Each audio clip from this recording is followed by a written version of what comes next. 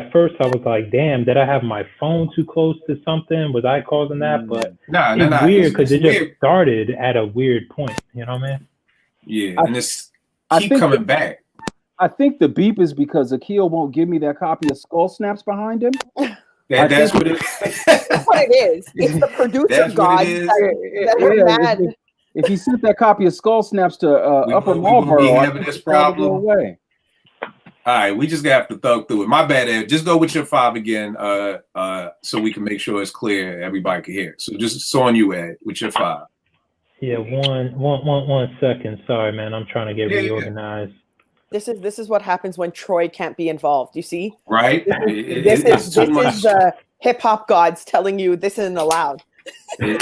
Troy's always allowed, no matter what happens. Yeah. All right. So my 5. So these are just beats wise.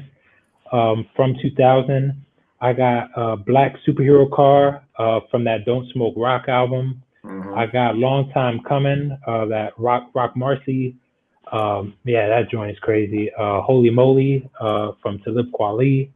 That's Hard. That's a Smith and Wesson from that Monumental album. Mm-hmm. And then I got Truck Jewels from Retropolitan with Sky Zoo. Mm-hmm. Yeah, all crazy joints. For me, people have said already, yo, That's Hard by Smith and Wesson. When I heard that beat, I was like, yo, this is stupid. Iran, you're talking about Pete using stuff that people already used, and the beats are right in front of your face. I know I got the vinyl around here somewhere. I just literally had it. That's what happens when you get 46. You can't even find shit you just pulled out. But it uses the same little, oh, it's right here. I'm bugging. This is what I mean. It's right in your face. Use the same joint right here. This is that See the Love joint that just used for PSA, Buck Wild used for OC. It's off this album. And it's crazy because I've listened to this album a million times. I don't understand how I never used that. But That's Hard was crazy. Another joint was Sonny's Missing. That was off of this joint right here. Well, here's the wild part. I heard it on here first, and on here it's called Questions with Royal Flush. She had Flush over that beat. Mm-hmm. And that joint is from and these are all, I don't want nobody, I'm not sample snitching. This is all everybody should know this stuff. It's off the Education of Sonny Carson album right there. Here's the wild part. I actually like Flush's version better than Ray's. You know what I mean? I'm not even gonna hold you, but I like Flush's better. So Sonny's Missing or the joint Questions with Royal Flush. It was the same beat. So that joint, No Uniform by Camp Lo off the 80s Block for Tiffany's album 2. Now, the reason why this beat was so crazy, not only did he flip the sample that Dilated already used on Work the Angles years ago, but I'm looking at the track list and I'm like, Camp Lo and MOP? Like, how do you make a song with Camp? Like, those are just two names that don't even, to me, go together. That's like saying, like, this is no disrespect. People think I'm always being disrespectful. That's almost like saying Kid and Play and NWA are making a song together. Like, it just doesn't mesh. You know what I mean? But Camp Lo and MOP, but I don't know how Pete did it, but the song is flawless. Like, I mean, and it's a MOP type beat, and Camp Lo kill it. Like, it's not like, you look at it on paper, it's like one of the basketball teams where you like, I don't know how these two mofos gonna play together. And then they like win the chip. That's what this song is for me. Another joint, Queensbridge Politics off the Lost Tapes. 2 joint with Nas. I had no idea, but yo, this is like right up there with so many other questions I have for God. But why is it that Pete and Nas only connect on Lost Tapes? Like how? Like, as much as I love King Disease, I know I'm one of the few people who like Nas. I just don't understand how Queensbridge Politics doesn't make the cut of something somewhere. Like, that's just, I don't even understand that, because that's crazy. And here's the last one. And I'm not just saying, I'd say this all the time. I'm not just saying this because Grab is on here. Revenge with Pete Rock and Grab Lover. I love that song. Like, I mean, and this had to be early Grab. If I'm not mistaken, this is early 2000s, right? Yeah. This is early 2000s. And the crazy thing is, bruh, this before I met Grab, and I heard this and I was like, that's the album I want. I want to lover Pete Rock produced album. Like I heard that song and it was like, yo, and it was like I heard Grab Living the DMV. If I ever run into this dude, I'm gonna be like the first thing out of my mouth is gonna be, I need this album, bro. I need that album. So those are my 5 like Pete beats that I just loved off top. Porsche, do you have any slept on joints? I know. I'm sorry, Grab. Was you about to say something? Yeah, well, I was just gonna add to that, Eddie. That's the song I was talking about when I said I was very nervous recording it.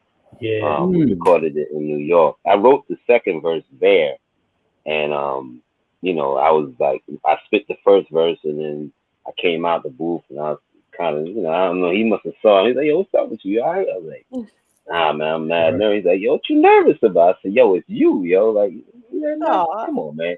He's like, "Yo, let's finish the verse. Do your thing, yo. Go ahead." So finished it, laid the verse. He's like, was that around the same second. time as that collector's item? No, this was after. Okay. Because me and him weren't even together for that song. He had sent 2 beats to Up Above Records, and the Visionaries took one, and they gave the other one. They had the other one. So my man D Powell that worked at Up Above Records, he brought that beat to me. He was like, "Yo, you should rock over this beat."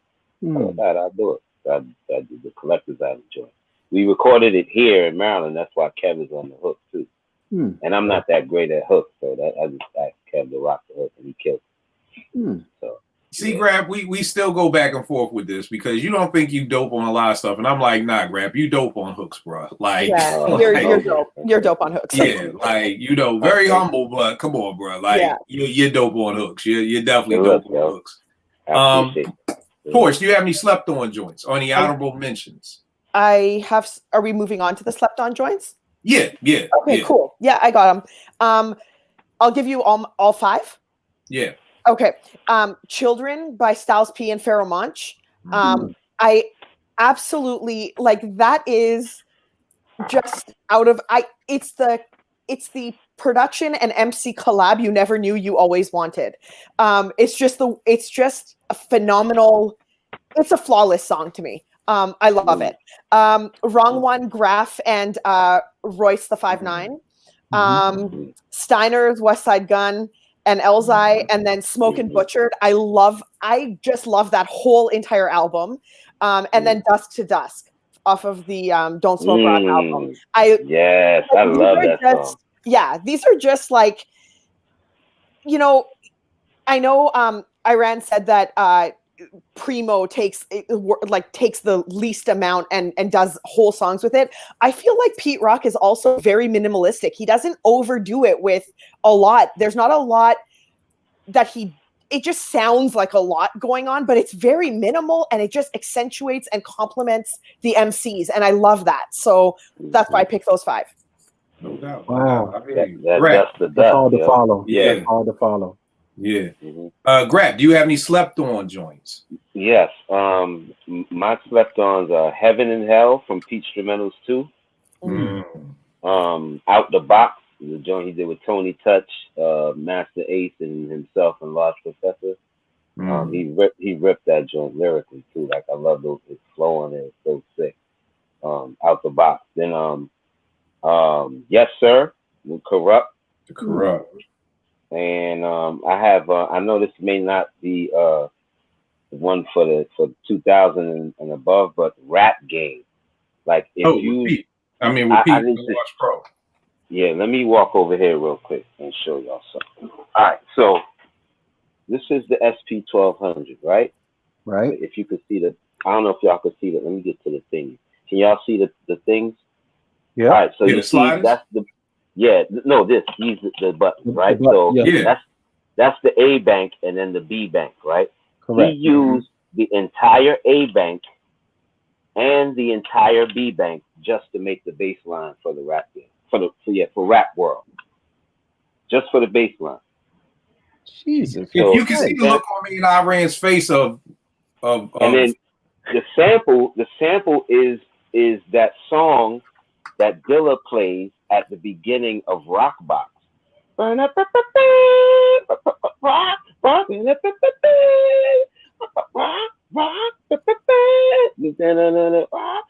the sample.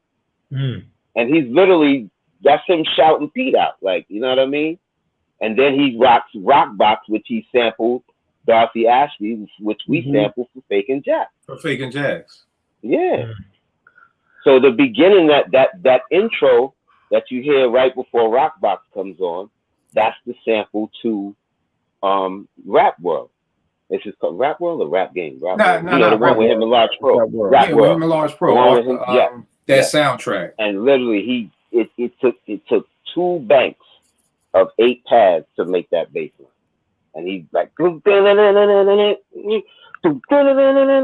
that, like literally. That's how fast he went across the pad. I will never forget that. Nice. Like that session was one of the illest sessions I had ever been to in my life. Well, Grap, it has to. Because I saw him do everything. Like he produced the record, he scratched on the record, he rhymed on the record, he mixed the record. Mm.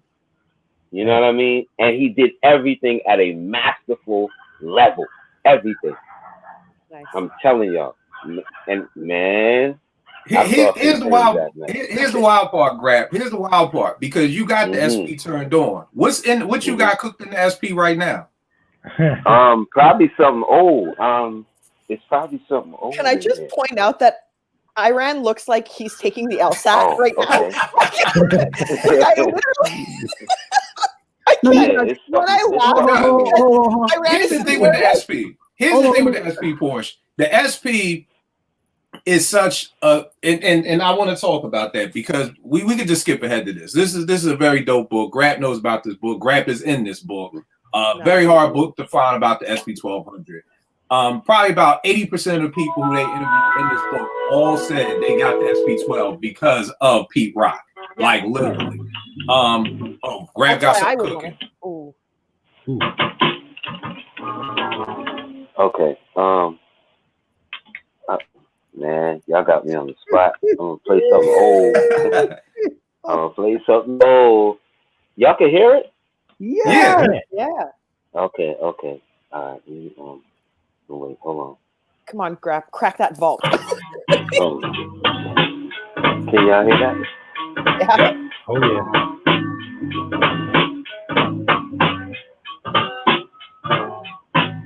Can you tell what I flipped? Yeah, it sounds like Steve Miller Band. I was just messing with it. This was a while ago, but it was going one way, and then I made this way. So it was going. I'll tell you the way it was originally going. I didn't, but I like this way better. And you ain't rhyming this crap? Nah. I just made it. Can we go back Come to on, one man. moment? It's COVID. We need the Grap Lover album, man. Yeah. I know. I need to get my mix board back, man. My mix board died. I can't. Grap, I got questions, Grap. I got questions, bro. Yeah. Grap. Yeah. Okay. What's up? All eight banks, 2 banks of 8. Stop that for a sec, Grap. Stop it for a sec. Yes. What you saying, Iran? So Grap, two banks of 8. Yes, sir. Just for the bass line. Grap, the SP only has 12 seconds. I So know. How long would a That's how he did it, yo. I swear to you. Go back and listen to it. did he sample? I'm lost.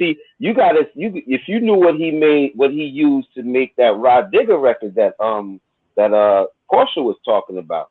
He used something. He used the a Blackbirds record that what's the name of them had already used. Black Moon.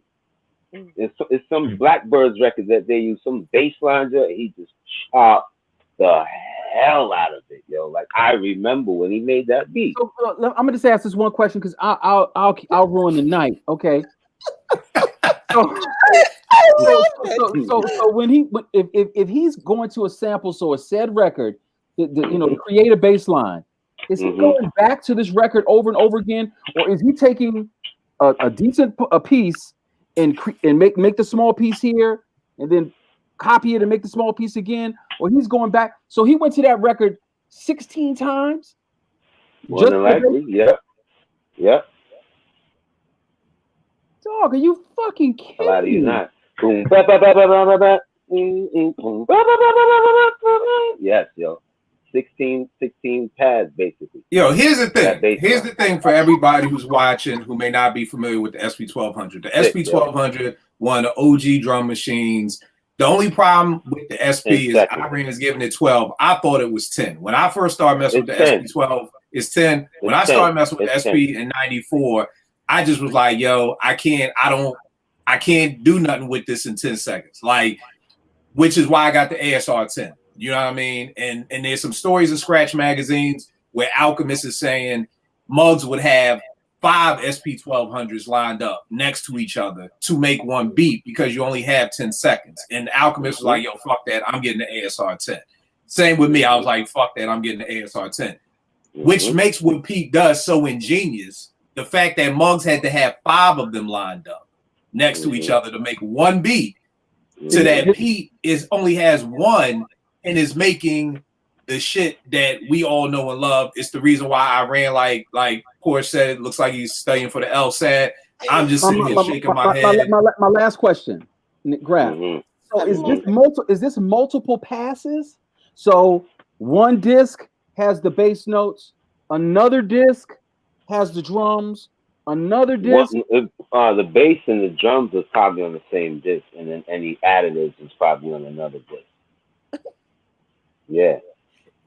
He probably yeah. No, Grab, you got to tell your brother to pulled do a that documentary. air out and made them drums fit in there. Yeah.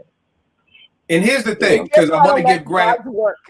I know this is a Pete show, but I want to give Grab love too, because I posted a couple of weeks ago the Pete Rock Soul Survivor album. And a lot of people didn't know that Grab did Half Man, Half Amazing, you know, which is like probably my favorite song off of there. You know what I mean? So just salute for you doing that. I want people, you know, again, I'm very much into giving people their flowers. I know the average listener, even the hip hop head, because it's a Pete Rock produced album, you just assume Pete did everything, but Grab did Half Man, Half Amazing. You did that all on the SP12 yourself too? Yes, sir. Yes, sir. Which is amazing in itself too. Only thing he did was change the drum sound. He didn't change anything else. The drum pattern I did, and he just did the scratches and all of that. You know, dressed it up. But the drums, the beat is me. You know what I mean? I created that beat. Grab, and I'm gonna show y'all the disc it's on, as a matter of fact. Grab, isn't some of the beats on D-Dot, you did a couple of those too. Am I correct? Yes, I did Press Rewind, and I did the joint that got on there by accident. I was doing a demo for a group called the X-Cons, and their song was called Mark for Death. And it ended up on, we did the demo on one of D-Dot's reels, and that's how it ended up on the album. Oh, Press Rewind is you, bro? Yeah. That's why it says Pete Rock over Grap Funk Sounds of Blackness. Yeah. And the original version had Rob O rhyming on, but then Pete was like, "Now anymore, you know, I'm gonna pick the energy up," like, so he got on it. And, yeah. Again, True Hip Hop Stories with Grab Love on Apartment 5B. True Hip So Hop here's Stories. the Like disc. Where's the camera? This way.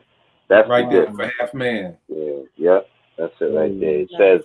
It says that shit on there. And Pete wrote that. I didn't write that. Pete wrote that. Amply title. Yeah. Amply title. That's dope. That's dope. All right. Aaron, any slept on Pete joints you got? Oh man, I can't function right now, bro. I can't. I'll let you get your breath back together. Eddie, you got some slept on joints? Yeah, so that collector's item joint that I mentioned, that's definitely one of them. I got this joint from Soul Survivor 2, The Villa, with Slum Village. Slumville.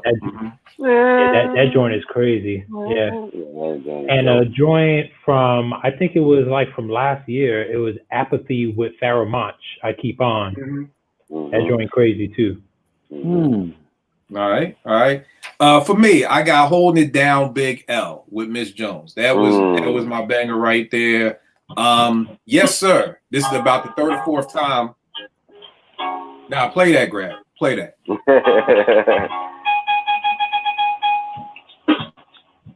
Oh, I'm sorry, y'all.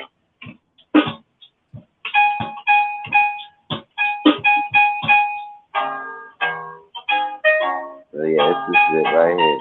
And like I told the story, I was getting ready to do Future Flavor. He was getting ready to do Future Flavor. He asked if I wanted to come out. I was like, nah, I think I got something. When he came back, I played this for him. He was like, yo, this is crazy. Yo, Yo, let me change the drum sound. This is sound. I was like, go ahead, yo, go ahead. I know you got it. Yo. All right, bet. He said, yo, I want to use this for the album. And he was like, yo, I'm gonna get Method Man around. I was like, what? He's like, yeah. I was like, all right. I left. I came back here to Maryland. I went back like about 2 weeks later. He like hopped in the truck. He's like, yo, listen, play that. I was like, oh shit, this is crazy. So yeah. Yo, where else but Apartment 5B do y'all get to hear Half Man, Half Amazing live out the SP 1200? Yeah. Right. Where else y'all get to hear that? Come on, y'all. Stop front on 5B. Yeah, so, Yo, Grab, literally, that is one of my favorite beats right there, man. I love that beat, man. Every time Grap shares something, we lose a little bit of Iran. A little bit more than Soul just walks away. Like he ain't even gonna be able to talk by the end of the show. He ain't even gonna be able to talk. I got y'all, but it gotta be off. Yeah. I got one for your head off the record. All right, so No doubt. I got you. Yo, Iron, this is the same way we did the episode in DC, and we had to stop filming for Grab to hook up his phone to play us some joints. But this joint has been named. I loved how Porsche said it. I didn't know I needed this collab. The Yes Sir with Corrupt. Like after I heard that, I was just like, yo, where's the Pete and Corrupt album? Like that's the other thing about Pete. When he works with one artist, you want more. You know what I mean? And it's like you said, Porsche, like I never thought in a million years, yo, Corrupt and Pete Rock should get together. But Yes Sir is crazy. Limitless with Smoke DZA and Dave East. I love that joint. Crazy. What else? Make Music with Ed O.G. That was on this album after all these years. And Boston. Man, you know how old that beat is? Oh my God. I think that might be an SP beat. Hey. That might be an SP beat. That joint. Because Edo even told me he had that on stash for like years and like went back through stuff that Pete gave him and found that joint and just hooked it up and did a joint to it. And that's another testament too. Sick. That we're gonna get into. And the Boston joint, Ed O.G. off My Own Worst Enemy was it too. I'm thrown off by the Half Man, Half Amazing. Eddie, did I get to you in Iran, which y'all slept on? Well, you did. I got a question though. Because Grap was saying about these old beats, and it made me think of that Nas 20 plus years old, bro. The Lost Tapes 2 and was the art of it. Was that unfinished? Or no, was that was a beat he made like around 97, 96, something like that. Right around Soul Survivor, like right after maybe. But the Queensbridge Politics beat was made like 94, 95, something like that. Oh wow, okay. Yeah, that was like right after he worked with Nas. You know what I mean? That might have been like the setup for the next. You know what I mean? And if Nas would have let him mix that record, yo, like Till said, it wouldn't have been right for it to be on the Lost Tapes. It wasn't right at the time, but it really would not have. If he would have let Pete mix that record, just mix it, not even do nothing crazy, to just mix it, enhance the track, like bring it out to hug his voice, the way I know it could, you know what I mean? But yeah, he like, to me, that sound like vintage Nas when he hit that track. Oh, for sure. And that's him rhyming currently because he spoke of he's speaking about P. Right. He's speaking about P. So that's a current skill, you know what I mean? Current skill level. But he sounded vintage. The flute, like how he's so fluid on that track, man, is amazing, man. It's amazing. No doubt. What's that line where he talk about Shantae and Marley? They call the body you see her flow. She was 14 years old. She was 14 years old. I was like, yo, this is so nice. Oh God. Yeah. Again, just leaves you. It leaves you wondering, bro. Like, how do Pete and Nas not?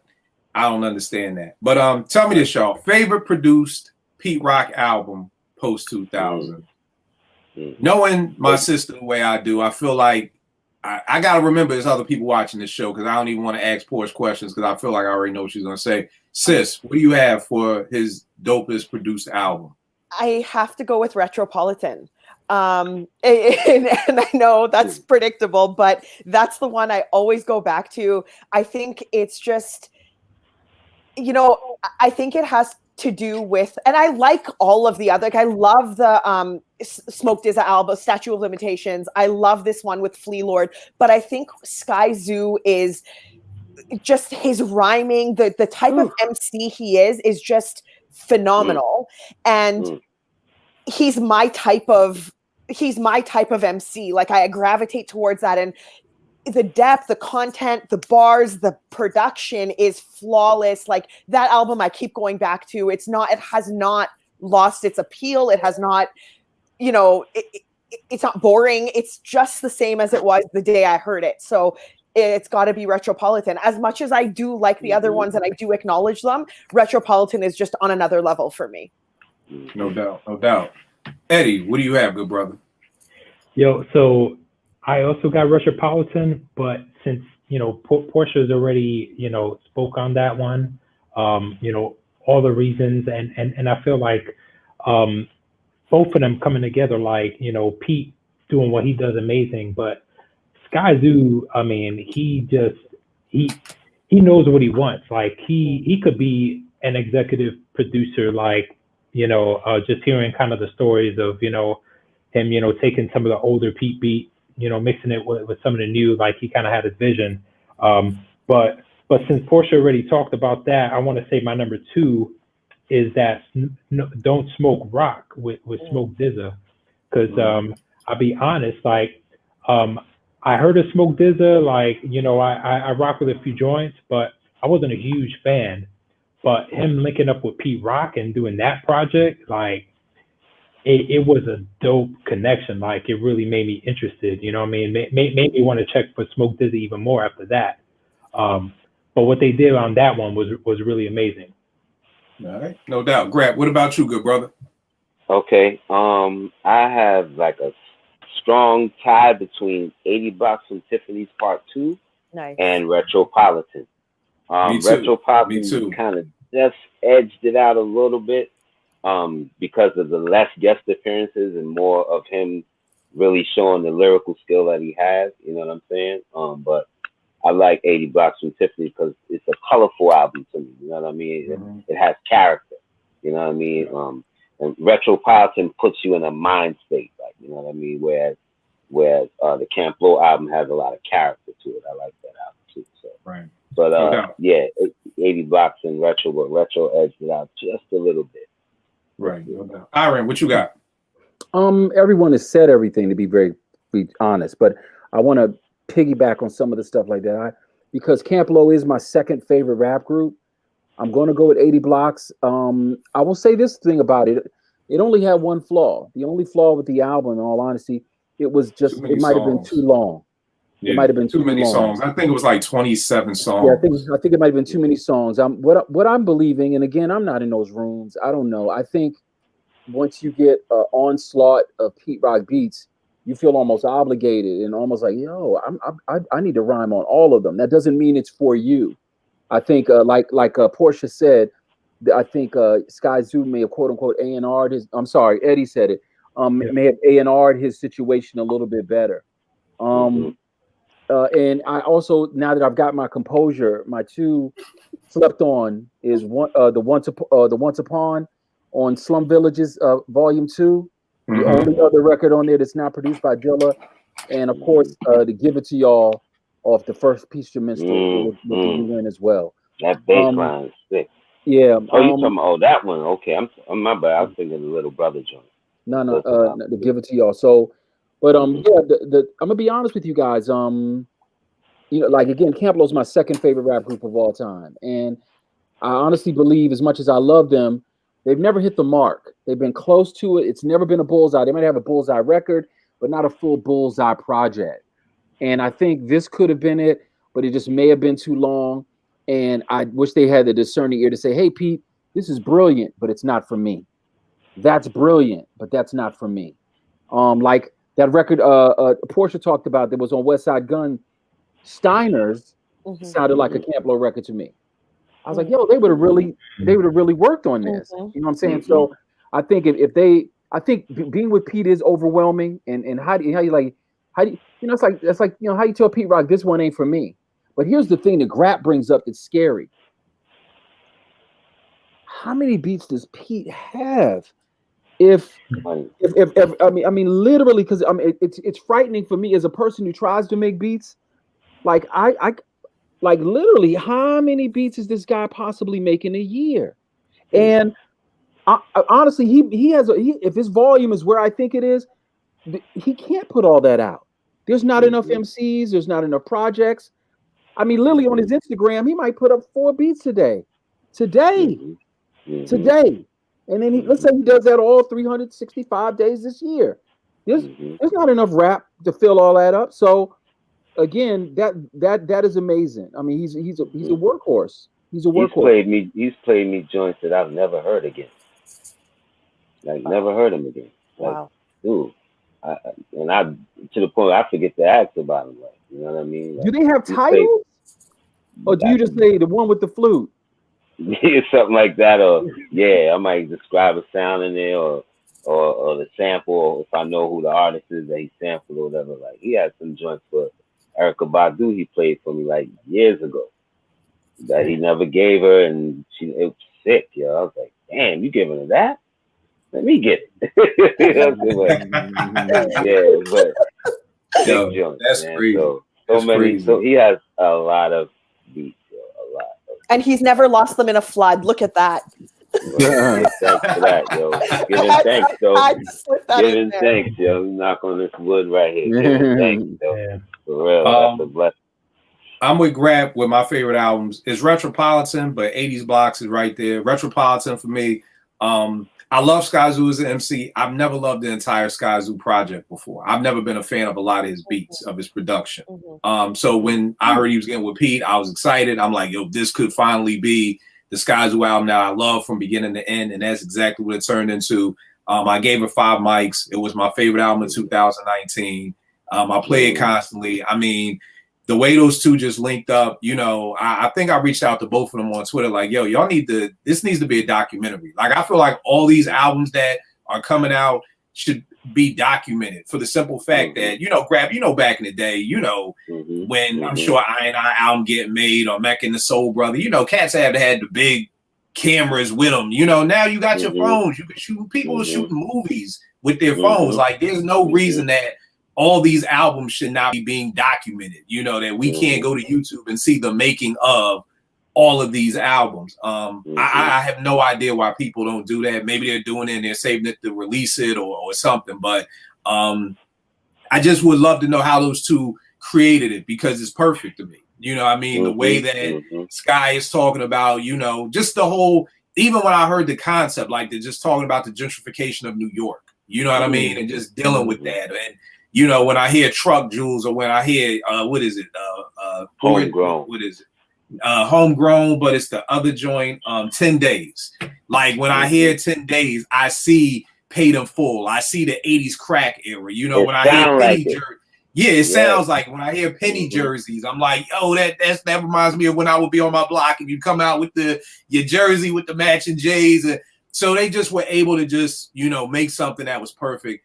The 80 Blocks from Tiffany, I think, is so slept on, because so many people just don't know. I mean, this dropped in 2013. And I mean, I remember playing it to death. I agree with you. The only reason that I could think maybe it was so many songs, because they were looking at it as a mixtape versus it being an album. You know what I mean? And they were kind of going for that mixtape feel, because not too many people are going to put almost 30 songs on an album. You know, but if you're going back to the old school Clue, doo-wop tapes, you know, you would have 30 songs on there.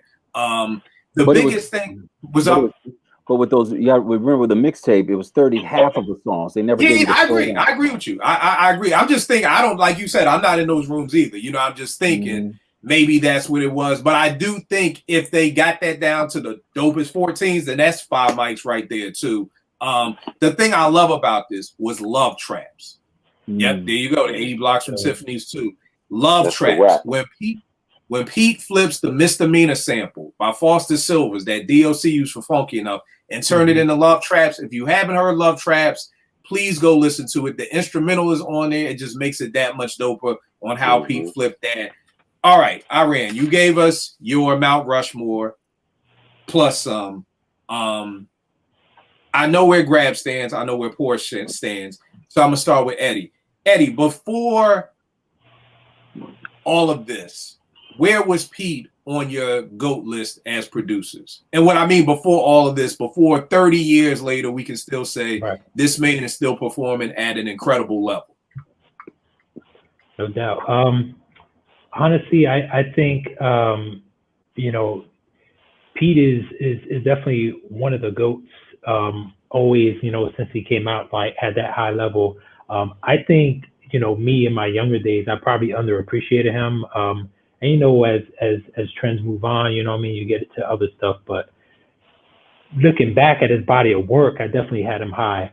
But for him, and I might have said this on another show, for him to come back and have a kind of resurgence, and not just working with the older legacy artists, which he does some of that, right? You know, he got the joints with Nas and stuff. But for him to work with the newer, younger artists, the movements, like his work with, you know, Griselda, his work with Flea Lord and Smoke DZA and all that, like him embracing, you know, some of the new trends with the sounds, but putting his own spin on it. You know what I mean? Like it sounds current, but it's unmistakably still Pete Rock. You know what I mean? So for that, I mean, I gotta put him up. I mean, it's always like 1A, 1B with Premier and Pete Rock. You know what I mean? But I kind of feel like Pete Rock is getting the edge, you know, for his longevity. Not only longevity, but his quality in that longevity. If you get what I'm saying, you know, you know you know, Retropolitan arguably ain't even Pete's best body of work. You know what I mean? Like you got the Pete Rock and CL Smooth albums, like pick each one, but any producer would kill to have an album like Retropolitan, and Pete Rock did that 30 years later. That's crazy to me. Okay. All right, so he's 1A, 1B for you. Grab, I know he's your number one. You know what I mean? So Iron, same thing. I know he's your number one. Porsche, I know he's your number one. So I know it's no movement for you, but tell me this. Do you feel like there's more ground between 1 and 2 now? Like, for instance, so if you had Pete number 1 and Primo number 2, now that Pete is still, it's like LeBron. Like LeBron is not supposed to be putting up these numbers in the finals. Like he's older. Like we weren't. I know I wasn't expecting this dude to have a triple double. Like, is there more space now between number 1 and number 2? If that makes sense. So like, you know, for Grap, if Premier was your number 2, is it like by a couple of exits on 495? Like maybe before it was like Grap, you know, Pete was exit 7 and Premier was exit 8. Like, is it now like Premier, you know, Pete's exit 7, now Premier's like he exit 10 now? Like, is there some space between the gap in those 30? 9. Maybe exit 9. You know, like okay, so there's some gap. Yeah. There's some space now between the two. Yeah, what about you, Iron? Is there some space now? My humble opinion. Yes and no. Yes, there is space because you know, Pete's number 1, but but there's something very special about Premier. It has nothing to do with music. It has to do with the fact that he's stuck to his guns. Like Premier has made a decision on what producer he wants to be and the legacy that he's decided to have. And you got to salute that. Like for Hook or for Crook, he decided to be Premier. You know, there's 1,000 people in chat boxes talking about, hey, we're sick of those scratched 1,000 things for the chorus. And he does it anyway. He's made a decision. But what I in my mind for Pete, my favorite thing to say about Pete is that I'm still learning. One of the problems, not problems, but one of the great things about the internet and knowledge is that, once you find out that, the wizard isn't real, a lot of the magic goes away. But look, Grap gave me new magic tonight. 16 pieces for a bass line. That's new magic. And for a guy who thinks he knows all things Pete Rock, like I know his favorite color, whatever ice cream he likes, all that dumb stuff. You think I'm like the Pete Rock, super nerd, right? And tonight I got a new piece of information. So I got a new piece of magic. So if Pete took 2 steps, Grap, you pushed him. You pushed him. That 16 pads for a bass line. That's for a bass line, man. That's magic. The whole A bank and the whole B bank. And let's explain this because again, people watching may not understand this. You may use 8 pads for a beat. You know what I mean? For the entire beat. So I'm just trying to put this into perspective. So when we're saying 16 pads, because the SP only has 8, it has 4 different banks. So even though it has 8 pads, you can get it up to 32 pads or whatever. So to use 16 for just the bass line when maybe the average person may use only 8 for the whole entire beat. That's why we're tripping out that there's 16 pads just for the bass line. We haven't included the drums. We haven't included the samples. We haven't included any extra noises Pete has floating around anywhere up in there. So that's why Iran looks like that, because it's just unheard of. Go back and listen to the rap world. It's like who has the time, who has the energy, who has the complexity to take that much time. I'm a lazy producer at times. Like I'm not taking 20 minutes to chop it up and so many different sections like that. So that's why we're amazed here. Porsche, has the gap grown between Pete and Premier for you? So Pete Rock and DJ Premier, as I'm very, very vocal. They are like glued together in the #1 spot, and they're still glued together. And it's kind of like what Iran was saying is that DJ Premier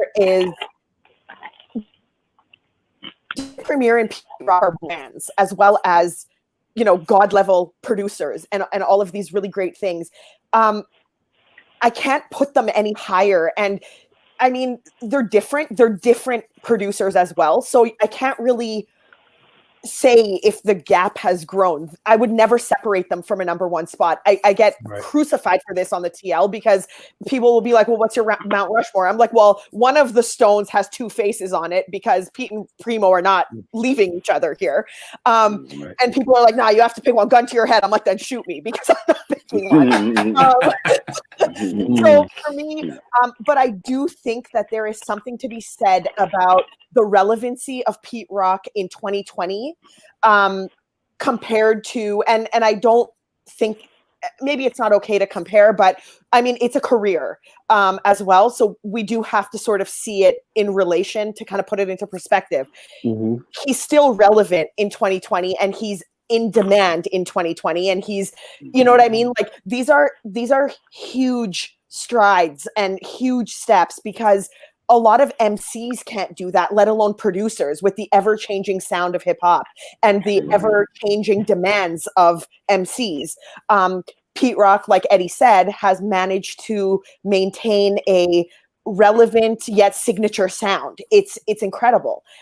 This is somebody who's, like I said, like a god-level producer. Like you just can't, not everybody's built that way. I think Premier is the same, but not as in the limelight. You know what I mean? So I don't think he's even lost a step. I just think that for whatever reason, it just is a different sort of path. So for me, they haven't really budged because how can they go higher than they already are for me? Like I can't put them any higher. I wish I could. I just can't. For me, Pete has always been #4 for me behind Dilla, Primo, and Marley. Due to the stuff that I found out in this Juice Crew book that's down here somewhere, Marley has slid. So Marley has slid, and because of the work that Pete is still putting in, he's now in my number 3 spot. Used to be at number 4 spot. And he's slowly but surely creeping up on that number 2 spot with Premier. And the reason why I say that is because, Iran, you said something, and I wonder this. You say Primo made a point to do what Primo does. And I'd almost challenge you. I don't know if he's done that, or is that all he can do? Like, if you know, because there are people who like, no, I'll stand and die on this hill. And then there are people who stand and die on the hill because they can't change. They can't adapt. You know what I mean? So, and I don't know which one it is. I don't know which one it is, but I'll tell you this.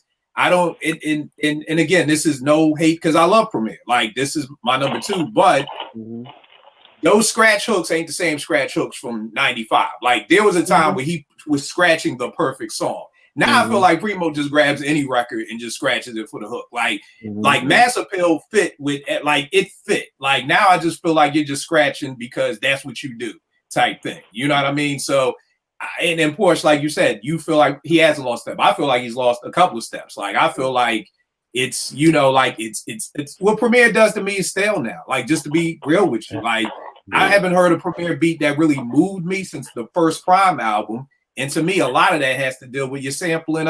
What's my man's name? I always Adrian Young. Adrian Young. Dog, Boots could sample fucking Adrian Young. Like, Adrian Young's library is so, like, you can't. So people like, see, Kill Primus back, and I'm like, just wait. Let's wait for Prime 2, which was nowhere, in my opinion, like Prime 1. But this is not. It's not throwing any dirt on Premier. I'm just saying that for Pete to still be at a point where I am dying, like when he said I'm working with Flea Lord, I'm like, come on, is this a joke? Who the fuck is Flea Lord? Like, you know, like there's a rapper named Flea Lord. Like, I really thought it was like a practical joke, but the fact that you are working with this dude and the album is just incredible. Beat wise, it's just incredible. Like, Retropolitan is incredible. Like, I just haven't heard that kind of work come out of Premier's MP or whatever he's using now in years. I don't think Preem's been the same since he left Eddie Sancho. Something, whatever happened with that, it hasn't been the same. There was some magic that those two had. I don't know what happened, but it just hasn't been the same. One of the things I forgot about too before I forgot, Slept on Beat. Love is a Battlefield by CL Smooth.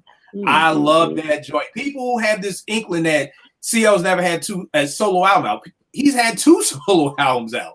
CL has had 2 solo albums. I wrote it down here somewhere. American Me is one of them. He had American Me in 2006 and 2007 called The Outsider. And if you haven't, Love is a Battlefield is probably my favorite Pat Benatar song ever. Love this song. They've got the YouTube breakdown of him on the MPC 2000 XL showing you how he made it. Very dope song. So that's it. So tell me this. It's 2020. You get to pick the collab album you want from Pete Rock right now. Who is that collab album with? We've all sat here. Porsche, you said he gives you albums you didn't even know you wanted. I said I didn't know I needed a Corrupt and Pete album. You are the A&R. You are the genie. You can make whatever album you want right now. Who in 2020 do you want Pete to collab with? Porsche, who you got? Man, I've got like 5 people that I can't choose between, but I'll just throw them out. I'll pick one. I'm going to say Blue. Okay. I think that I think that it could work. I think that Pete Rock has a ability. He has a really great ability of creating beats that complement MCs. And I think that just comes from just being in tune and having a really sharp ear. He just can see what fits. And I think that put Blue and Pete Rock in a studio together, and I think that we'll get some fire. Like, I mean, I would be like over the moon about it. Like, I'm excited now, and it's not even gonna happen. You know what I mean? Porsche, can I ask you a question? Yes. Did you hear The Good Hand? Did you like when him and Pete did The Good Hand? Oh, I forgot about that joint. Yeah. Good Hand. When you get a chance, Porsche, look it up. There's a Pete Rock record called The Good Hand. Look that up when you get a chance. Okay, I will. It was released as a single. I forgot what the B-side was. But I think I heard it. I just can't. It's not coming to me right now. But I will definitely check that out again. But yeah, I mean, and then I've got obviously like my other one would be Elzai. I think that a Pete Rock and Elzhi joint would just be on point. It would be fire. It would be great. As long as Elzhi comes with something like, original and not some, what was it, Elmatic or whatever kind of thing. I would like to see an original Elzhi and Pete Rock joint. So, all right. No doubt. Eddie, who you got? Yeah, I agree with Portia's choices. Elzhi, like, for sure, but I'm gonna pick someone else. I'm gonna say Pharoah Monch. nice. I think Pharoah Monch and Pete Rock will be crazy, and I know Pharoah's been on more of a more kind of rock kind of aesthetic lately. I know because I'm a huge Pharoah Monch fan, and it's been like at least a year and a half, 2 years he's been teasing this album. He finally got a release date. The album's dropping at the end of the month, or I'm sorry, next month. But after that, I want him to go, back. You know what I mean? And I think him linking up with Pete Rock, would be some straight up magic. And I think we'll kind of see a different Pharoah Monch, because the tracks that he's already done with Pete have been crazy, Right. So, all right. No doubt. And the album you're talking about that he's coming out, that's the group that he's in or something? Is that the album you're talking about? The 13 album. Honestly, he said November. He hasn't released an album title yet. He hasn't released an album cover, nothing, no track list, nothing. But he said album, and he said November. I know. Right. I'm just making sure because it's that group, but it's not a solo Pharoah album that's coming. Yeah, he said it's a 13. He said it's a 13 project. So all right, no doubt. Pete and Pharoah, that's dope. Grab, who do you got your big bro working with? What would be your dream collabo? All right, so I'm the A&R. I'm giving him 10 million. All right, I'm giving him 10 million to do 8 albums.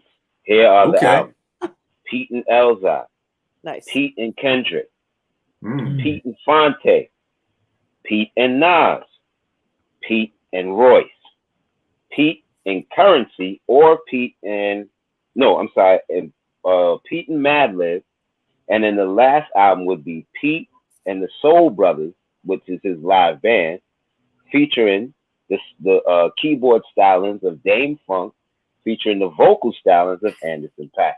And he would get 10 million for that. Okay. Yeah, because that's how many? 1, 2, 3, 4, 5, 6, 7, 8 albums. I give him 2 million courtesy.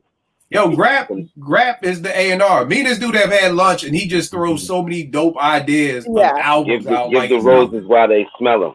They give him 2 million for his roses. Here, smell it. Smell that 2 million. Take the 8 million and do the album, but smell that 2 million right there. That's the Fonte would be crazy, Anderson .Paak would be crazy. Yeah, definitely. All right, who you got, good brother? Mine's a little weird, guys, because mine can't happen. It just can't happen. But I want these two men to make a record together because now they're grown men. They have nothing to prove anymore. And they're friends. I would just like to see two friends work together again. And it's impossible. The album I want to hear on this date, because now they're grown men. They have nothing to prove anymore. I just think they would just enjoy each other's company. I wish Pete could do a record with Heavy D again. Just do a record with Heavy D. Nothing about sales. Nothing about trying to win anything. You heard Every Day though, right? You heard that? Yeah. I just want to see two friends that literally enjoy each other's company. Feel like they used to make sugar cookies together, man. Feel like Where's the mother? Listen, they used to go down the block. They would come up the block to my house, to my mother's house. Yo, Pete, yo, where you at? Yo, you want to go make some cookies? Like, yo, come on. I would hear them and follow them down the block. Yo, those cookies were so damn good, yo. Can I tell you how good they were? Those cookies were sweet and good. Sugar cookies. They used to make sugar cookies. And they went from making sugar cookies to making hit records. Well, you know what? Grap, you are an A&R because that's the album title, Sugar Cookies, right there. Album title right there, Sugar Cookies. Pete Peter and Hev, man. I would have. Yeah, man. I know they've recorded before. It's not like some. Oh, we've never done anything done Italians before. But now they would be grown men with children, different conversations. You know what I'm saying? Nothing to prove, Heavy D. No one's ever. You created a lane, and no one's ever been able to get in it. Pete Rock. There's no producer you haven't influenced in the last 35 years. Nothing to prove. Just friends doing the art that made them. They were in love with this family. Shoot, it's family doing. Yeah, family doing music that they fell in love with as teens. I more than me hearing the product, I'd be happy for them to just to have the moment. And Pete was like with him and Hev, like the way when they would record, Pete would be straight up with him. Like if he thought something was whack, he would straight up tell Hev, like, yo, nah, that's whack. Yo, don't say that like that. Say it like this. You know what I mean? And they Hev would listen. Most of the time, Hev would listen. You know what I mean? Dope. But That's they kept it raw, man. They kept it funky, man. They used to argue and all of that. You know what I mean? I mean, I got into it with Hev before, man. Like one time, me and him got into it. I forgot about what, but I stopped speaking to him. I went like 2-3 days without speaking to him, right? And on the third day, he's like, "Yo, Grap, come here." I looked at him. "Yo, come here." And I came over there. He grabbed me by my head. "Yo, don't you ever not speak to me." "No, I love you, nigga. I love you, nigga. Don't ever not speak to me again." I was like, "All right, man, all right." Yeah, I mean, the headline. I was like, "All right, yo." Man, kissed me on my cheek. Get off me, man. You know what I mean? We was good, but yeah, that's my dog, man. That's big dope. dog.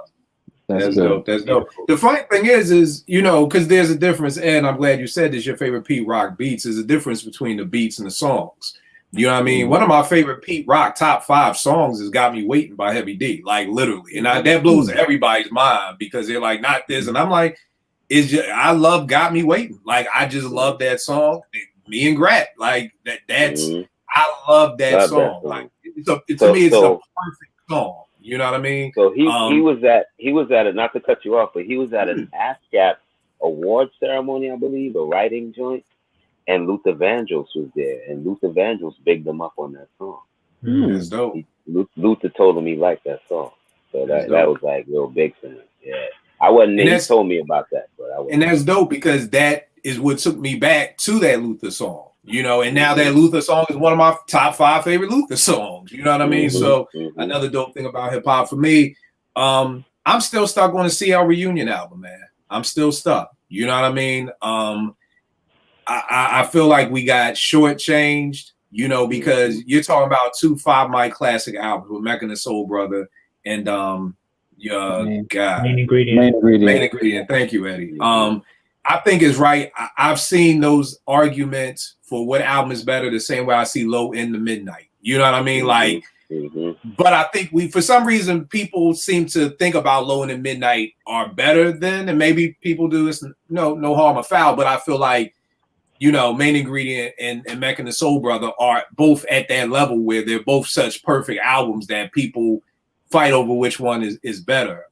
So, you know, I'm still waiting on that. And I mean, the 2 off of Soul Survivor was crazy. Anytime those 2 have linked up, you know, it's still dope. The 2 was dope. Chris, yeah, it's the love thing. It's crazy. Single worthy. Yeah, you know, it's the love thing off of Soul Survivor 2 was crazy. Appreciate was crazy. Love is a battle. So it's like whenever those 2 link up, it's still dope. And it's one of those things where y'all know me. I'm very big on people being in the studio together and all. Yo, I'll take mail-in verses. Like, to me, those 2, I'll do it. Like, normally I hate that. I'm like, nah, be in the studio. Yo, I will, because I don't think you can go wrong. I mean, CL said it on the 2, you know, the best who ever did it on a Pete Rock beat. Like, you know, I mean, I think even if Pete just sent him 50 beats and he picked 12, like, it still would sound great together.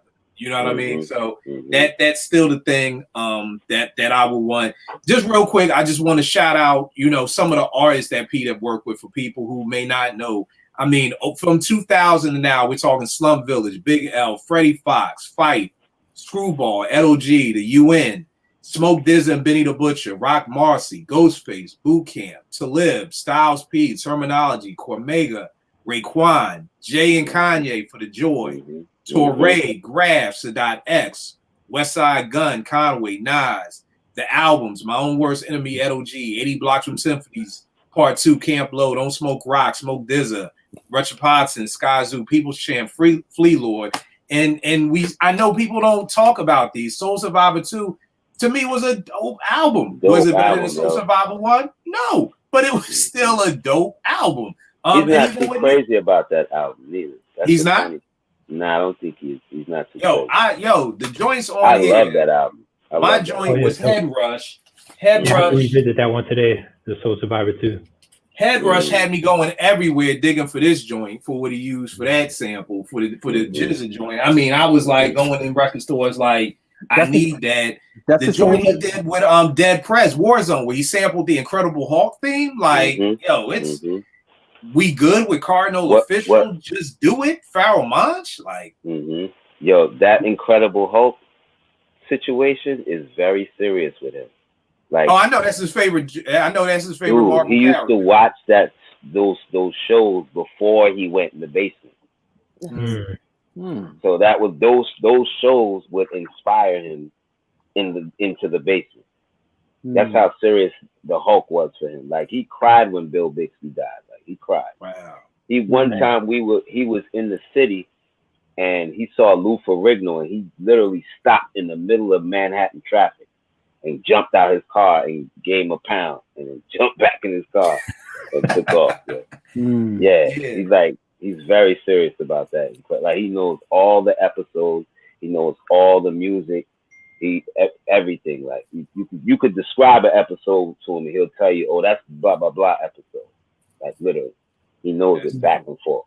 Yeah, when he was living in where he lives at now in his bedroom early in the days, there were only 2 things hung on his wall, man. It was a picture of the Hulk with just his face like and a plaque of Juicy from Biggie.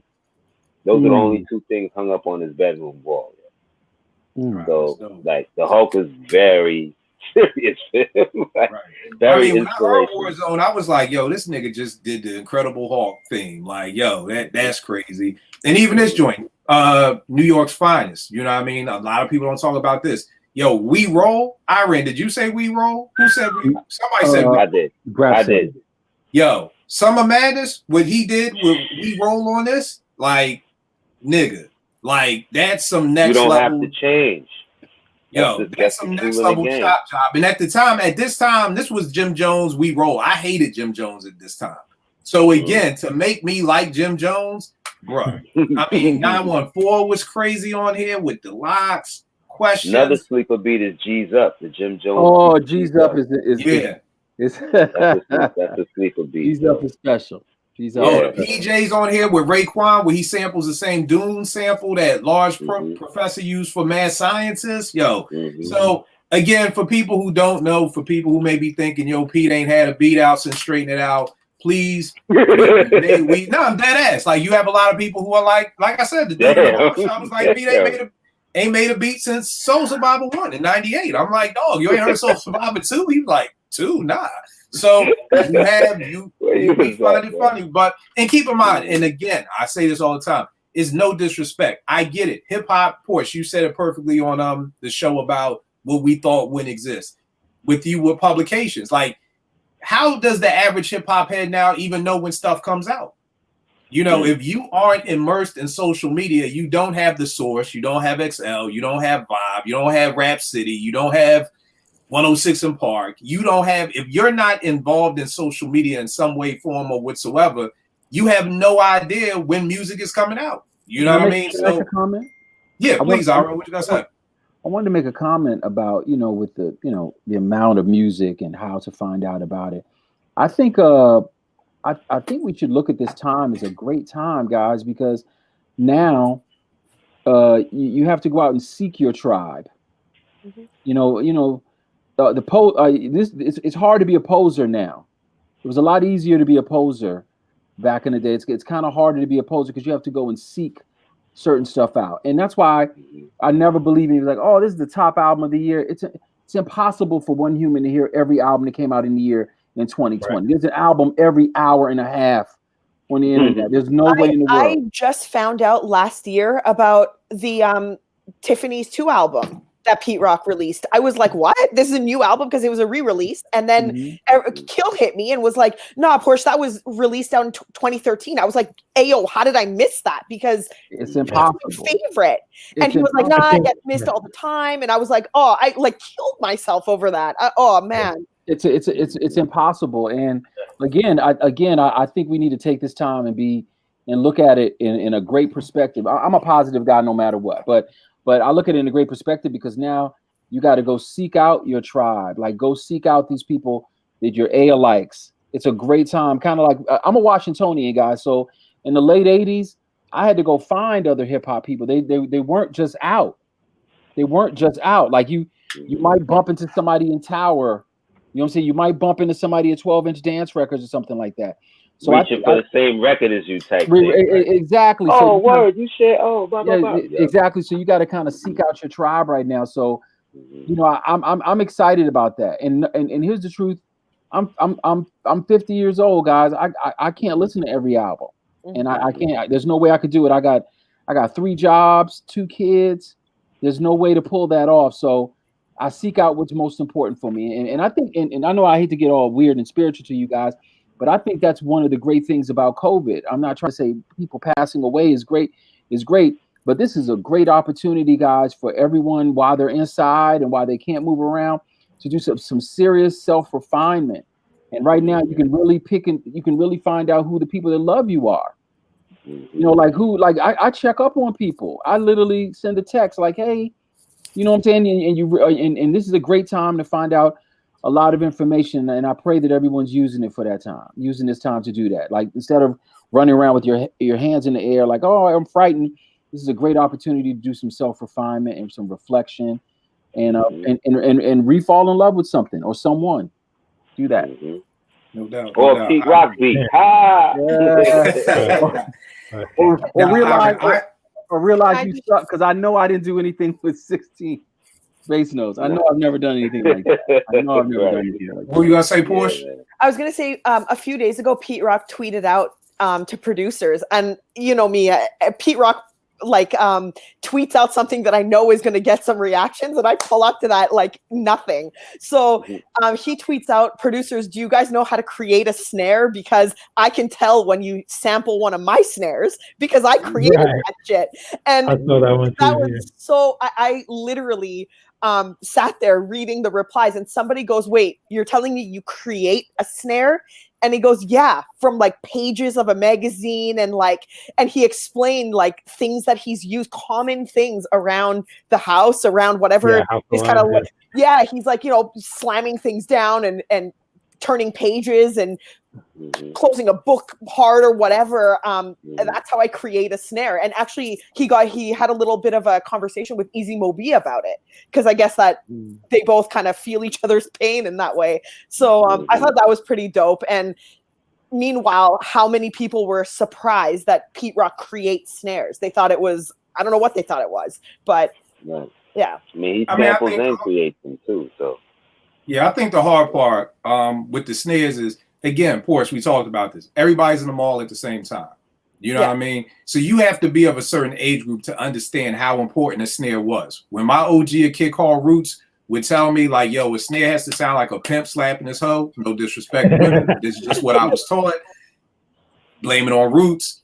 That's why it's like, people are like, Kill, why are your drums so hard? I still make beats in 2020 like I'm playing it in a Suzu fucking Amigo. You know what I mean? Like I still make beats to get played in an MPV. You know what I mean? Like that's the era that we come from.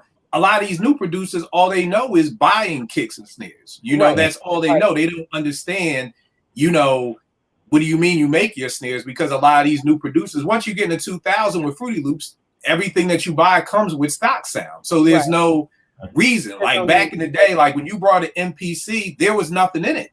There's not a sound in it. And people didn't understand that. They thought it was supposed to come with sounds. They didn't realize, oh, we have to sample my man was telling me about a story about his man who brought an MP. He took it back to Chuck Levins, like, yo, this don't work. Like there ain't no sounds in it. You know what I mean? And put the sounds in it. But people don't know, because Grab will tell you in Iran, the Lynn drum machines, like those came with sounds in it. They came with programmed sounds in it. So just in defense of the younger producers, they don't know this, and then the other fact is you have producers. There you go, Grab. The Dr. Rhythm joints, the old joints. Yeah. Rhythm. Wow. The Dr. Rhythm joints, that came with sound. So for somebody, and then here's the other problem. I don't want to go into this because people get mad. When you have producers who sell their drums, you see what I'm saying? Then why would I know to make drums? Because I'll just buy them from you. You see what I'm saying? So it's kind of like, I always look at it like, you get mad at the drug. Why don't we get mad at the drug dealer? We get mad at the drug addict, but we don't get mad at the drug dealer. So it's kind of like we get mad at the person who's getting ghost written for. We want to ban them to hell, but why aren't we get mad at the ghost writers? Like, and I don't like getting into that because then people get sensitive and everything like that. I don't want to go there. But I just feel like you can't get mad at somebody stealing your drums. And I don't think Pete has ever sold his drums. So this isn't. And I don't think this isn't. Pete was mad. Yeah. He was just This isn't a knock on Pete. Emojis, and he was kind of laughing that like this is also a skill that people could develop or that you should have as a producer. But it's just always iffy for me when producers get mad about that. But I'm like, bro, you got your snares on sale, like you're selling your drums. So you can't get mad if you're selling your drums and somebody doesn't know that you can make a drum because this is a whole new generation who doesn't know. So is that, and then Iran, the thing that you were saying about posers, I think the hard part is like you said, Iran, we're old. I don't know if people have the time to dig like they want to dig. You know what I mean? Like you said, when you were younger, you could go to Tower Records. You could. I don't know the last time I've been on a digging trip with my crew. Like it's been years, and this was something I used to do all the time, but living in Waldorf, I'm not in Baltimore anymore. I'm not in Philly anymore. So it's harder. So I think that's the other part too, that it's harder for people to really take the time, which is Nas said this, and this is what I've lived by. He said this maybe 10 years ago. He said, it's so much music. If it's dope enough, it'll get to me. Yep. And that's the way that I listen to music now. Trust me. Enough people on Twitter will bug me and tell me, Porsche, I apologize. I hate saying his name, and I hate to bring it up on this episode because it's such a fruitful, beautiful day. Drake. What put me on to Drake was I love Drake. 5 like every. What did Iran say? What did Iran say? I said I like Drake. No, I didn't mean to. No, we're not doing this. We're not doing this. I'm just giving an example. I'm just giving an example. There was pockets of people telling me about Drake. I had hood dudes telling me about Drake. I had dudes who are in college telling me about Drake. I had people in church. I have church friends telling me, have you heard this dude Drake? That's what I mean by if it's dope enough people will tell me about it for me to grow. Because like you said, to grow to it. Because like you said, there's too much music. Nobody can listen to everything. And it's impossible. It's just too much music. So, but I do think that if it's dope enough, it'll make our way to it. So. And at the same time, that's what we trying to do, because we are friends with a lot of dope independent artists, kind of in our circles that, that's what we're trying to do with this word of mouth. We're trying to promote that. And then, like the whole T to God, like drop one of the dopest albums of the year. And you said he just like hit you up in a DM, Kill, like check out my stuff. Yeah, I'm blessed that people like my opinion. It's just, I don't know what an A&R gets because my DMs are full with OG. Tell me what you think. And I'm like, I don't even know what a real album, like a real A&R DMs look like. But yeah, I'm blessed. Yeah, he just sent it to me like, yo, can you check this out? I'm getting DMs like an A&R. Yeah, like literally. And I mean, it's dope. Like I love it, but it's overwhelming at times. But yeah, he sent it to me in the DMs and was like, yo, can you check this out and let me know what you think? And then I listened to it and I thought it was dope and I sent it to y'all and to see what y'all thought about it. I have a question. Yes, sir. I don't want to get us thrown off here, but Portia, you hate Drake? Oh my God! No, we can't, Iran. We can't. No, we don't have enough time, we can't. We don't have enough time. We can't. Say yes or no. That's all I need. Yes or no. No, just to bring it back. It's a yes. It's a yes. It's a yes. Okay. It's a yes. Produce. Now this is where you walk. This is where you just walk away. See, you just opened the floodgate. No. I'm just gonna keep it really short. If Pete Rock produced a Drake album, I would not listen to it. Wow. It is just not happening. Like I cannot. Okay. I hope to God. We'll wait for the instrumentals. That's saying a lot for you, boy. Yeah, That's it is. crazy. It is. That's Saying a crazy. lot. Whoa. So, yeah. That's crazy. That's All right, crazy. so we dope show about Pete Rock. You know, definitely wanted to give him his flowers. Again, I don't know another producer. I haven't thought about it for any genre, but I definitely can't think of a producer in hip hop that has been making incredible music from the time I was in high school to the time my child is in high school. You know, for the past 30 years. Like I can't think of that. In R&B, off the top, the only person I could probably think of is Raphael Sadiq, because of the stuff that he was doing with Tony, with It Never Rains when I was in high school, and what he's still doing to this day. So just, you know, if you don't know, please, Pete has been making beats. He's not just making beats, because there's a big difference. There's a lot of people who still make music. Is the music good? Mm-hmm. And there's a difference. You know, a lot of people will say, oh, Kill, yo, such, I'll listen to it. Yeah, people listen to anything. Are you hyped for it? You know, and that's the difference. You know, yes, there are producers who are still making beats. Are the beats whack? No, they are not whack. Nowhere near it. Is it making me go, oh shit, let me go turn on the machine and make a beat? Nah, it's not. You know what I mean? And that's what makes me turn on the machine. That's where, as a producer, that's what I need. Dope music to inspire me. I know other producers who are the opposite. When they hear stuff that's not up to par, they feel like they got to put on their cape and go in the studio and make something incredible, you know. But for me, when I hear dope stuff, that's what makes me want to make beats. When I hear Pete Rock, I still want to go make beats. Not a lot of other producers from that period can say that. So any last words on Pete Rock? Yes, I have one last word. Okay. I have to mention this because I think it's the cutest thing ever. Is my 2-year-old nephew is Pete Rock is the only producer whose beats he literally looks into my Spotify for to find that kind of Soul Brother to go through, and the anniversary edition with the back to back. Like I think the sequencing on that is like Troy, Straighten It Out, The Creator, and like all of them one by one. And this kid dances. I had to send the video to Grap because it just killed me. It was crazy. This is like a 2-year-old. He can't even talk yet. So what he was doing was he was playing the intro to Straighten It Out and like dancing to it. Yeah. So when it would end, he would play it again. He doesn't like the rap. He doesn't like the rapping. He just goes to the beats. So, yo, he played that intro like 3 times, and then the person took the phone from him. He looked at them and started crying. Just started crying. They gave him the phone back. Yo, he went right back to that. I was like, yo, he really loves this stuff. It was dope to see, and man. It was very TCL dope. is the only rappers he's allowed to listen to right now, and Heavy D. So that's it. Yeah. And I think that says something, because it like literally brings like a tear to my eye every time he goes for my phone. I'm like, all yours. Pete Rock, say it all you want. Right. Yo, the dope thing about that portion, I want to salute you too, because we don't have, it kills me when I meet people who be like, oh, I love this culture, I love the culture, and they kids don't know nothing about the culture. Like, I don't understand that. Like, literally, Naomi born on a Tuesday, Wednesday, Thursday, she's home, bath time, Biz, going off. That was the first album I played her, you know, and I've been playing her hip hop ever since the day she came home from the hospital. Like, bath time was like Long Live the Cane, Assault with a Deadly Pepper, you know, all that, you know, Herbie Love Bug, I call PG-13 hip hop with no cursing in it. You know what I mean? Like, so that's dope that you have him listen to that. Iron, final words on your favorite producer, the greatest producer.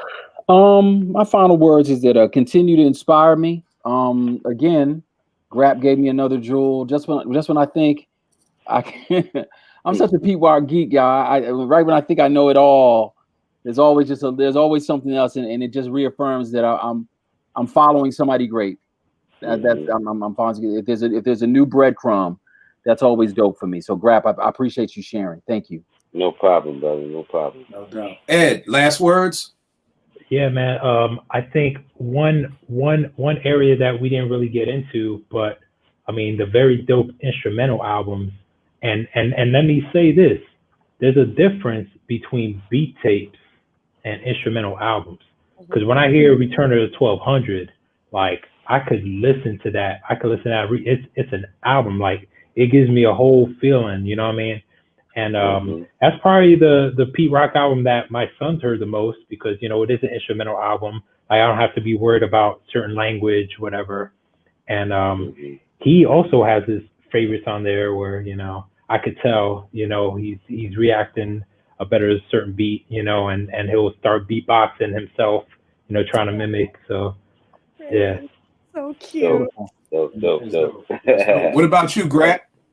I do want to let y'all know he is coming with Peach Instrumentals 3. It'll be out in December. He's doing it with a live band. The first single is running around now. I just posted it on my Twitter page, so it should be up there. Nice. If you check it out. It's called, I think it's called Say It Again. It's real funky. It's crazy ill live joint. Mad funky. Just thank you for having me, man. I appreciate it. Thank you for showing this love to my brother. Like, I still bug out and wake up every day like, yo, that's my bro. Like, you know, like me and him, you know, we fuss and, you know, carry on the phone and, you know, text each other back and forth, all kind of stuff. He'd be cussing about Trump and all kind of stuff, or he'll just send me an ill track, like, you know what I mean? Like, yo, boom, just send me something. I'm like, as soon as I see that play button and that black box and that play button, I'm like, oh yeah. I just hit it and it just be something sick, you know what I mean? Like, and that's what I mean. Like, I don't know if I said it earlier, but he'll play me beats that I'll never hear again. Like, he played me this one joint. He sent me this one joint, and I played it with Rob, and immediately me and Rob just started. Rob just picked up a pen and paper and just started writing, like immediately. And I was in my pen, I was in my phone like this, and we was just writing to it. Never heard it again. This was recently, so I don't even know what to act. You know what to ask for. Like you said, Aaron, I gotta say, what was that sound, or what was that? Yo, what's the one with the horn in it, or with the violin? Or, you know, like I gotta do it like that because I don't know the actual names of these new tracks. And then the other blessing that I get a lot is not like when we don't communicate as much as we used to. So when I hear of him doing music, it's fresh to me. Because I could be like, it's a challenge to me because then I'll say, yeah, I heard that track. I remember that track. Oh, damn, that track is old. Or, oh, this is some new stuff. You know what I mean? So it's always a challenge for me to like hear whatever he puts out that's new out there. I'm just blessed to be in this God blessed position when it comes to like creating music and being a part of this wonderful culture that we call hip hop. I'm just humble, man, and thankful, man, and appreciative, and you know, my brother's the shit, man. Period. Point blank. He is all of that for me. He is that dude. Like y'all said, like the only dude that I only put above him is the people he puts above himself, and he puts Jay Dilla above himself. You know what I mean? He's like, Jay is the king.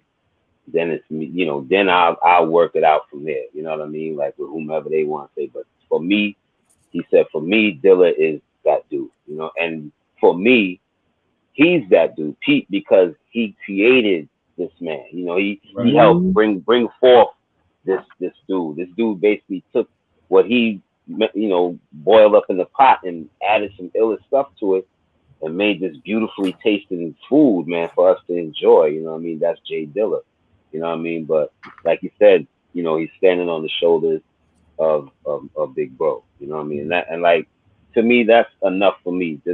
I just say, look at the influence he created. You know what I mean? He created his influence created some of the greatest cats out here.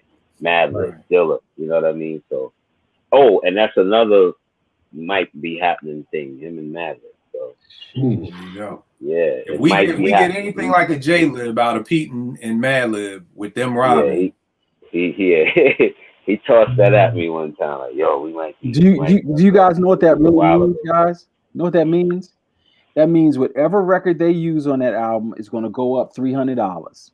So the moment if they sample Al Jarreau, it was $8 Friday.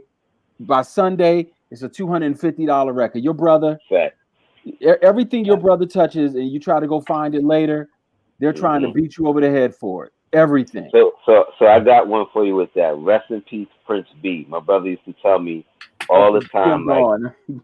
yo, he had to get to the record convention before Prince B, because Prince B would go to the wall with the hottest and most illest joint and just buy the whole wall. Just buy everything off the wall. And Caps was hating him for that, like, for a second. But he said, yo, I gotta beat Prince B out. I remember when I went with him one time, we ran into my dad at one of those record conventions. Really? Yeah. Yeah, we ran into my pops there. So yeah. Pops used to make his own moves. My father used to give, let me tell you, my pops gave my wife a record, the title of a record, where to buy it from out here. He was in Mount Vernon. This is pre-MapQuest. Wow. All of that. Wow. The record, pre-internet, the record, the record store out here. It was what's the one in Silver Spring, the oldie spot? You saw downtown Silver Spring. Joe's Record Paradise. Yeah, I think it was there. The one that was on the. It was next to Safeway, right off of Georgia Ave. Off of Georgia Ave. That joint. He sent it to that joint. Made her get a Eddie Cleanhead Vincent record. Gave her the title, the year it came out, the label, all of that, and the money and everything. And she went, and it was exactly what he asked for and how much he gave her to pay for it. Exactly. Wow. So like. Great. That music thing has always been there for us, like, you know what I mean? So I thank my dad for like instilling that in us. He taught us how to hold records, you know what I mean? One time he locked me out of the living room because I took all his 45s and stacked them up on the turntable, you know, playing with them, like 21 James Brown 45. I just stacked them all up on the turntable. The next day I came, was a big TV there and I couldn't get in. Yeah. So yeah, he didn't play like and like me and Pete always been around music, always been like he used to play all of that like ill reggae with all like U-Roy and all of that and and all that. We used to hear all of that, be jumping and like bugging out, whatever. Or he would play James Brown and we would dance to our shadows and all of that, man. Yeah, that was the BX. That was before we came to the Bronx. So yeah. That's crazy. Yeah, the music was always there, man. And the time he met James Brown, we met James Brown. We met James Brown in Mount Vernon. My mother took us to see James Brown, and she begged the dude to let us in because they served alcohol. And he was like, if they get any alcohol, all y'all got to leave. My mother was like, we're not going to drink. We had to see James. So he let us in. We sat right in the front. He rocked out right there in front of us, and then like I don't know if it was after the show or intermission, we got to meet him, and he shook my hand and he shook Pete's hand. He said, "God bless you to both of us." And to this day, if you ask Pete, I don't know, but if you ask Pete, he said when James shook his hand, he felt something. So I don't know. That's his word. That's his word. So that's dope. That's dope. That's dope. That's dope. And for me, last thing about Pete, for me, Grap, you touched on it, the records. I don't know if there's another producer who, when I think records, when I think records, I think Pete. You know what I mean? Even with DITC, the name of their crew is Digging in the Crates, but I still think when I think of records and digging, I think of Pete. Again, the SP 1200. I mean, that's synonymous with Pete Rock. I don't know another producer who can literally say like they're like, I feel like the SP and Pete are just linked. Like I said, by reading this book and the fact that so many producers said, yo, we brought the SP just because of Pete. We saw what was on, and I was one of those. I mean, you saw the back of Main Ingredient and you saw the SP 1200, and it was like, oh, like there's almost like that was the secret sauce. It's almost like, you know, like there's the secret. Like you don't know what grandma uses for the mac and cheese on the back of the album cover. There's the ingredient. So it was like, oh, that's what Pete uses. I want to make beats like Pete. I'm gonna get an SP12. Just yeah. I mean, I think Eddie, you said it, or someone said it. Just the fact that Pete can take 5 different records and make it one. Like I'll never forget the time that I heard the original Straighten It Out. And I heard it and I was like, the Ernie Hines, and I was like, well, where are the horns?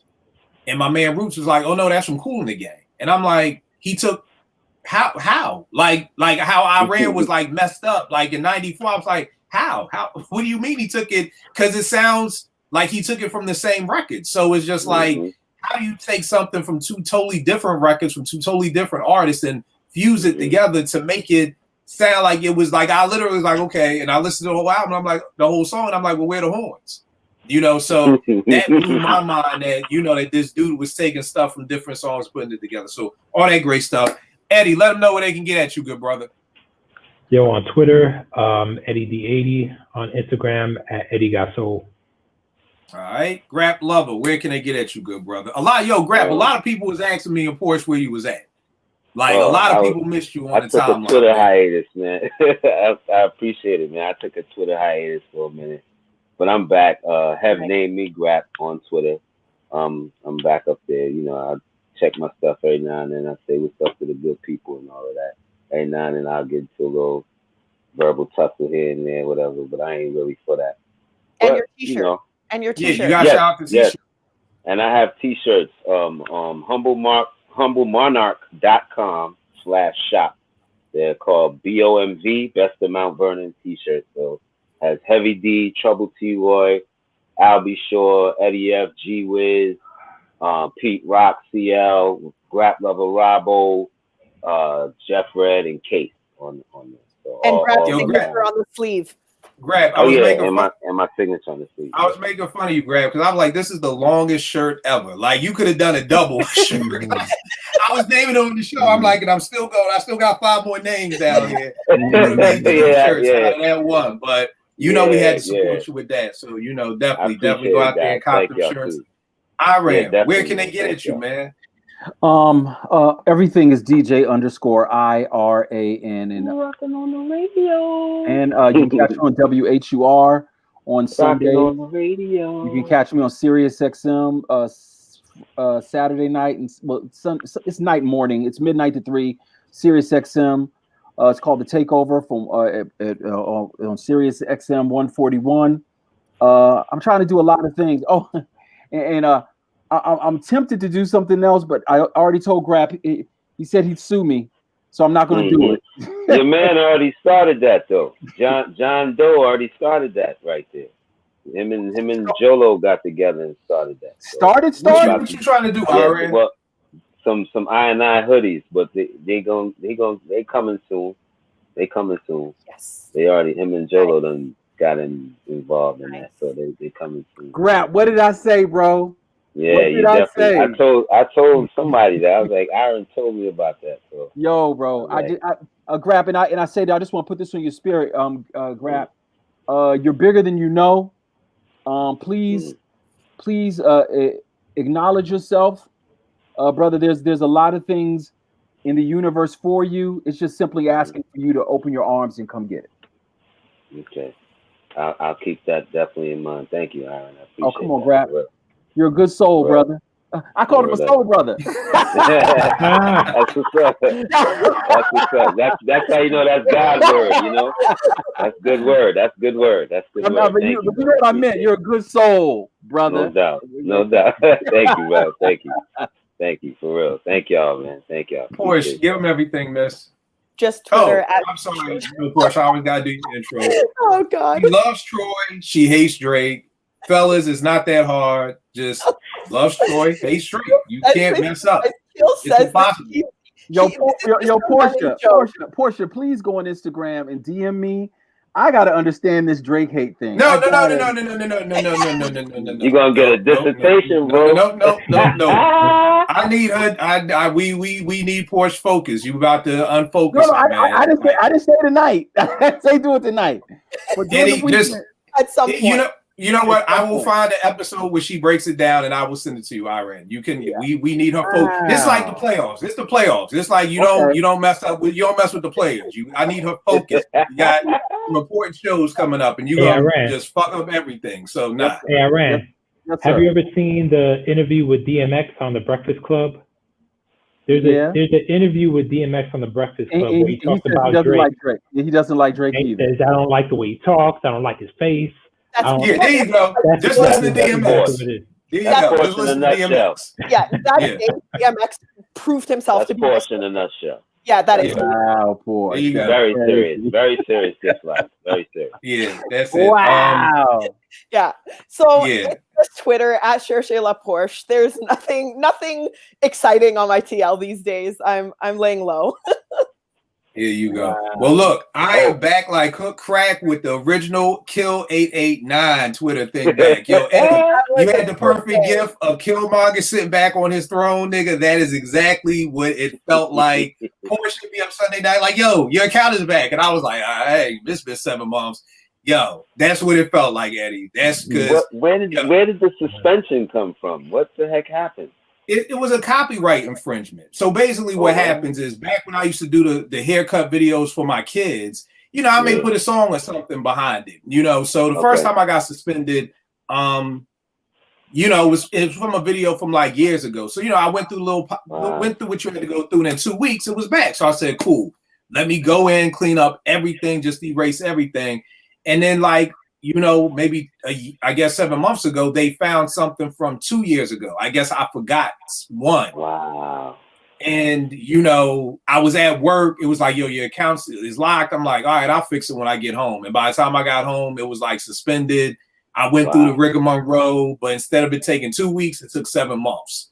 You know what I mean? To the point I had given up on it. I was like, all right, you know, let me just, but they got this great thing called Twitter Eraser. I mean, I had to pay $40, but it was worth it. It like erases every tweet. So I literally just erased every tweet I ever sent, you know, for the past 11 years. So there's absolutely nothing that they can pull up on me. But yeah, man, I worked hard for them goddamn 10,000 followers. I've been on Twitter 11 years, you know what I mean? So it definitely felt I like about 5K when I got off. So. Yeah, it definitely was like coming back home. So Kill 889, Twitter and IG. Me and Jalen Musa still had a joint out called Surviving the Time EP. All proceeds go to the survivors of the Hurricane Laura. So definitely check that out. Yo, I just love chopping it up with y'all, man. I truly do. I ran one of my favorite episodes for sure. Hold on, I got to do my pose. My. Yeah. Your L said pose. Your L said pose. Yeah. But like Irene was saying earlier, just about everything that it has for Grab. I love you as an MC. I love you as a brother first and foremost. But you as an MC, I've always said it. One of my favorite. You got stuff in the SP12 loaded up. I would love for you to write, but I mean, on your will and at your time. But like I said on the TL and just the people watching. You know, find whatever brings you joy, man. And I know that sounds simple, but you'd be shocked at how many people don't do it, who don't find what brings them joy. And I'm always explaining to people, joy is that stuff that can't be taken away. Happiness is fleeting.